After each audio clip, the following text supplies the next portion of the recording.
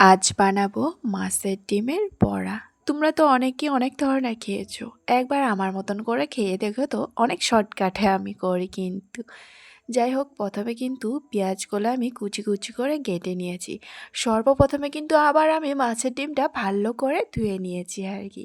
তারপর তো পেঁয়াজ কুচি, মরিচ কুচি, মরিচ কিন্তু আমি আবার একটা দিয়েছি, যেহেতু আমার মেয়ে খাবে।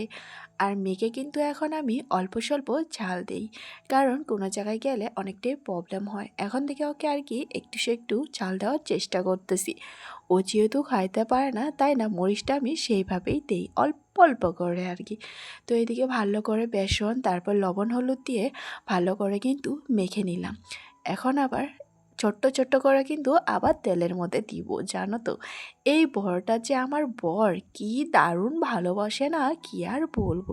জানো তো, আমি আবার আরেকটা ভালোবাসি। এটা আমার কিন্তু বরের জন্য এইভাবে করানো, কারণ আমার বর আবার এই বেসন দিয়ে করাটাই অনেকটাই ভালোবাসে আর কি। এই যে, তারপর তো তেলের মধ্যে দেওয়াই মাত্রই অনেকটা কিন্তু ফুটাফুটি আরম্ভ হয়ে গেছে। এই পিসটা তো হয়ে গেছে, আবার ওই পিসটা ভেজে নিচ্ছি আর কি। এটা আবার আমার রান্না করার কথা ছিল দুপুরের দিকে। দুপুরে তো সময়ই পাইনি, তাই ভাবলাম রাত্রেই করে নিই আর কি, জানো তো। তো যাই হোক, আজকের ভিডিওটা কেমন লাগলো অবশ্যই কিন্তু জানিয়ে দিও।